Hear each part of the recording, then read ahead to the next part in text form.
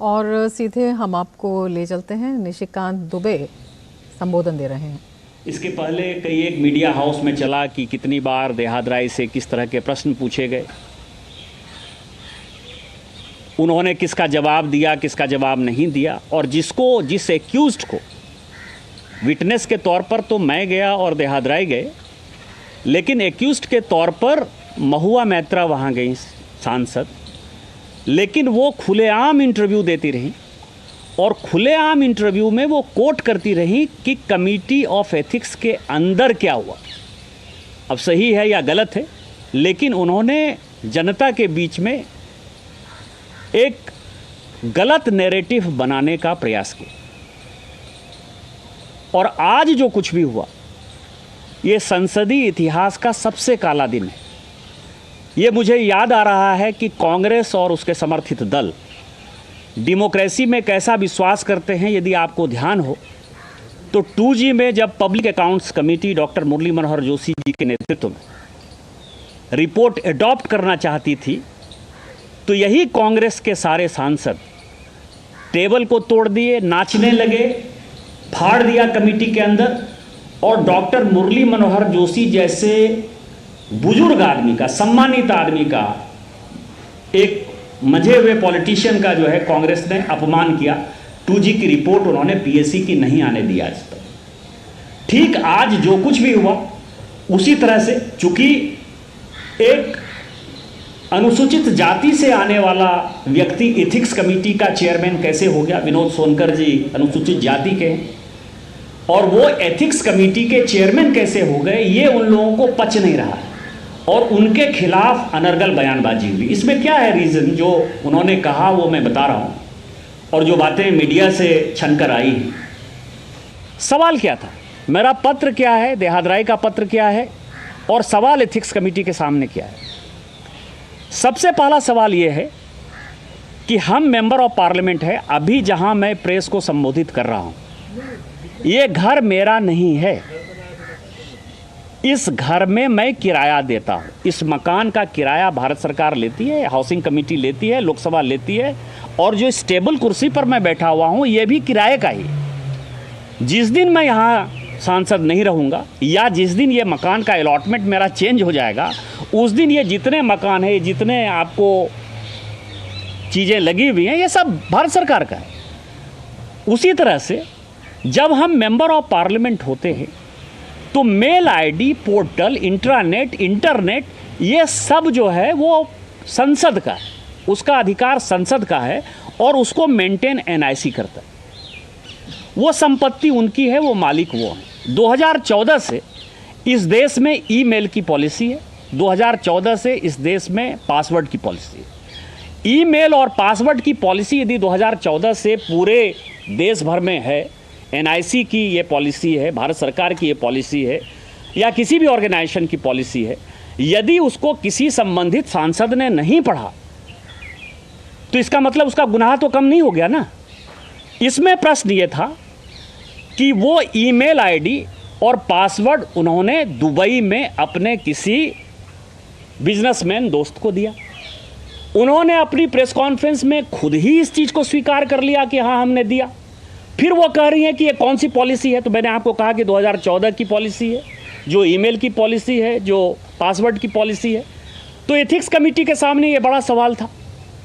दूसरा सवाल मैं आपको बताऊं और आपकी जानकारी बता दूं, जो प्रेस से मुझे पता चला है और जो महत्वपूर्ण है, जो बातें मैं कह रहा था कि जब कमेटी ऑफ एथिक्स ने भी NIC से लॉगिन के बारे में पूछने का प्रयास किया, तो जो मेरी जानकारी है, जितनी प्रेस के माध्यम से जो मुझे पता चला है, कि NIC ने और मिनिस्ट्री ऑफ IT ने डाटा देने से एथिक्स कमेटी को मना कर दिया और ये कहा कि एथिक्स कमेटी पार्लियामेंट नहीं है, पार्लियामेंट इसका मालिक है, पार्लियामेंट यदि चाहेगा तो हम देंगे।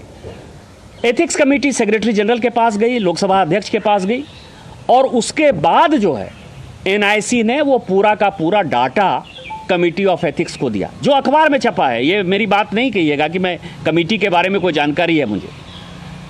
अब आप समझिए, वो ये कह रहा है, जो जयनंत देहादराय ने आरोप लगाए, उसने ये आरोप लगाए कि बिजनेस राइवलरी में इस तरह के 61 प्रश्न में से 50 प्रश्न ऐसे पूछे गए जो कि दर्शन हीरानंदानी को मदद करते थे।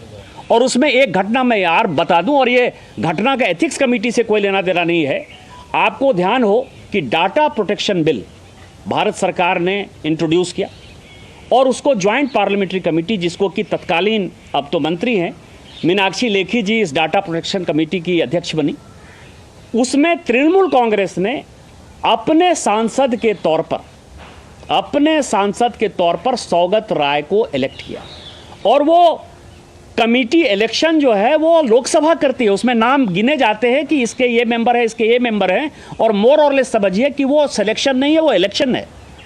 जिस सौगत राय का इलेक्शन हुआ 2 घंटे के अंदर, और जहां की पूरा का पूरा सबसे बड़ा डाटा सेंटर जो है दर्शन हीरानंदानी चलाता है नोएडा में, जिसके लिए कि राजीव चंद्रशेखर ने, आपको ध्यान हो कि ट्वीट भी किया कि मंत्री हो जब मैं था तो ये उस डाटा प्रोटेक्शन के लिए दबाव बनाने के लिए, पॉलिसी चेंज करने के लिए दर्शन हीरानंदानी मेरे पास मिलने के लिए आया, उसने दबाव बनाया। इस महिला ने इतना दबाव बनाया कि सौगत राय को 2 घंटे के अंदर उस डाटा प्रोटेक्शन कमेटी से, जो कि लोकसभा के द्वारा इलेक्टेड कमेटी थी, उससे इस्तीफा देना पड़ा। इससे बड़ा उदाहरण जो है और क्या हो सकता है? क्या आपका रीजन है कि सौगत राय इतने सीनियर हैं, उसको हटा के जो है आप मेंबर बनिए? इसका मतलब यह है कि दर्शन हीरानंदानी को आप मदद करना चाहते थे। उसी तरह से उसने कहा कि 61 में से हम सांसद हैं, हम पूछते हैं कि हमारे यहाँ रेल आया कि नहीं, रोड आया कि नहीं, हमारे यहाँ हॉस्पिटल आएगा कि नहीं, हमारे यहाँ स्कूल आएगा कि नहीं, हमारे यहाँ पानी आएगा कि नहीं।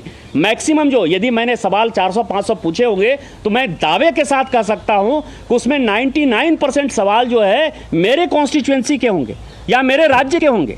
सभी सांसद यही पूछते हैं। एक तो 61 क्वेश्चन पूछते हैं, उसमें से 50 क्वेश्चन आपके ऊपर आरोप था कि आपने दर्शन हीरानंदानी के बिजनेस को मदद करने के लिए दिया। अब जो रिपोर्ट आई है और जो मैंने कल से लेकर आज तक अखबारों में पढ़ा है, टेलीविजन में देखा है, कि 47 बार वो क्वेश्चन दुबई से पूछे गए, दर्शन हीरानंदानी साहब के ऑफिस से पूछे गए। तो क्या एथिक्स कमेटी इसके बारे में नहीं पूछेगी कि दर्शन हीरानंदानी, और आपने कहा कि दर्शन हीरानंदानी ने नहीं किया, पीए ने किया, आपने खुद स्टेटमेंट दिया है। तो क्या एथिक्स कमेटी को यह पूछने का अधिकार नहीं है कि आपने किससे फ़ोन से बात किया, किससे आपने ड्राफ्ट कराया, फ़ोन नंबर क्या है, कॉल डिटेल क्या है? ये आप पूछने का अधिकार नहीं है। यदि ये पूछा जाएगा तो पर्सनल हो जाएगा। और 47 बार आपने यदि पूछा तो क्या राष्ट्रीय सुरक्षा का सवाल नहीं है? मेरा एक सीधा प्रश्न है कि जेपी मॉर्गन में आप कहती हैं कि आप बैंकर हैं, जेपी मॉर्गन में आप एम्प्लॉई थी, आज जेपी मॉर्गन की आप एम्प्लॉई नहीं है, तो क्या उसका पासवर्ड और ईमेल अकाउंट आपके पास है?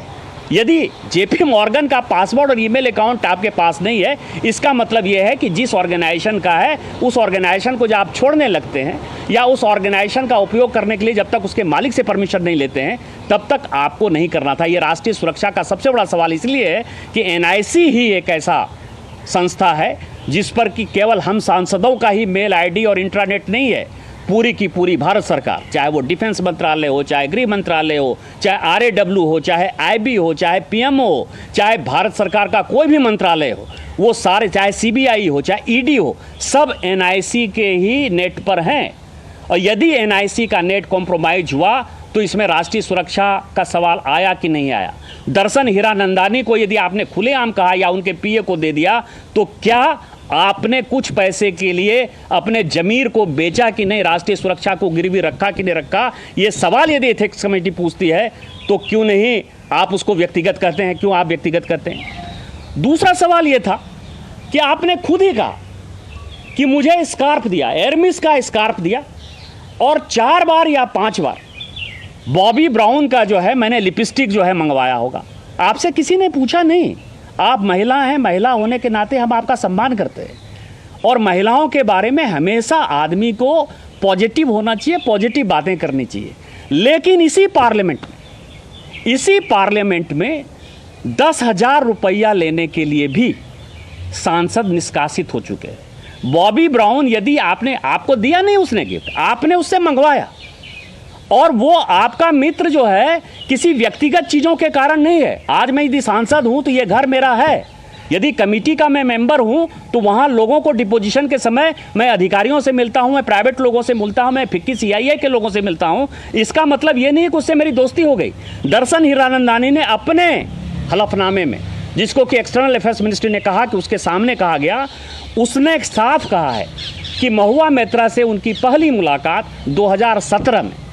2017 में जब ये विधायक थी, पब्लिक सर्वेंट थी, और जब बिजनेस समिट हो रहा था कलकत्ता में, तब चूंकि बिजनेसमैन को कैटर करने के लिए माननीय ममता बनर्जी जी ने अपने कुछ विधायकों को लगाया था, कुछ अधिकारियों को लगाया था, उसी वक्त आपकी दोस्ती हुई। तो आपकी दोस्ती एक पब्लिक सर्वेंट के नाते हुए, आपका बचपन का दोस्त नहीं है दर्शन हीरानंदानी।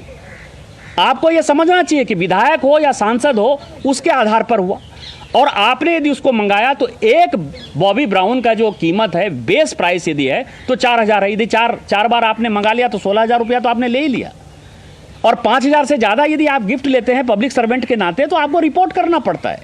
तो आपने रिपोर्ट किया, या कस्टम एक्साइज में जो है वो रिपोर्ट करते हुए आया कि हम जो है बॉबी ब्राउन इसके लिए लेके आ रहे हैं। तो और यदि आप खुद कहेंगी कि मैं एरमिस मंगा रही हूं, मैं बॉबी ब्राउन मंगा रही हूं, मैं लिपस्टिक मंगा रही हूं, यदि उस तरह के क्वेश्चन एथिक्स कमेटी करेगी तो आप कहेंगे कि द्रौपदी का चिरहरण हो गया।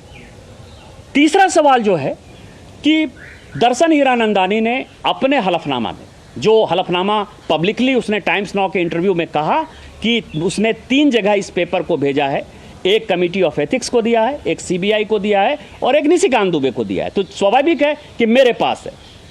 जो उसने कहा है, उसने बड़ी अच्छी बात कही।